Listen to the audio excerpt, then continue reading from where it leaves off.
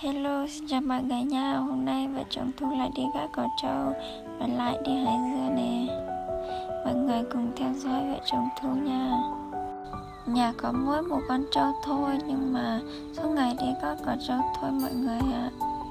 Mà thật sự xin lỗi mọi người, do điện thoại của Thu chết căn sau rồi nên Thu quay video không được nét và lại xem không được hay cho lắm, nhưng mọi người thông cảm cho Thu nha. Và bây giờ Thu đi đến nương rồi, Thu sẽ đi hái dưa đây mọi người.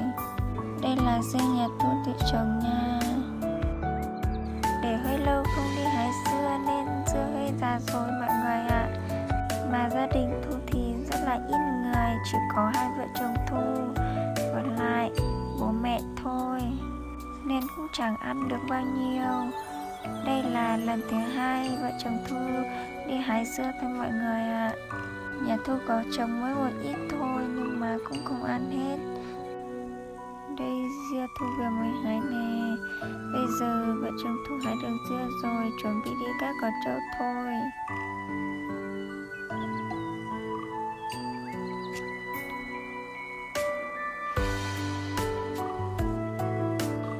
Chồng Thu với Thu thì ngày nào hôm nào cũng công việc cũ, mà suốt ngày quay cho mọi người xem, mọi người đừng chán nản nha. Và mong mọi người sẽ luôn ủng hộ vợ chồng Thu ạ. Mà thật sự thì rất là mệt luôn mọi người ạ.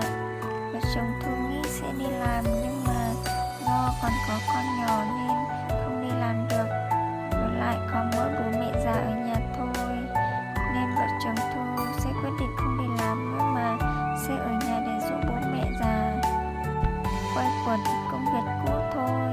Bây giờ vợ chồng Thu hái được dưa, cắt được cỏ trâu rồi, vợ chồng Thu chuẩn bị về đây. Mà nhìn ông chồng Thu đi nhanh thật đấy mọi người ạ. Do cỏ trâu của Thu cũng dài nên mấy cái ngô này vướng quá, Thu đuổi không kịp luôn.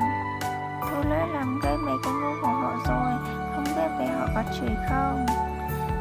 Vậy là video của Thu đến đây là hết rồi. Hẹn gặp lại mọi người những video tiếp theo nha. Cảm ơn mọi người.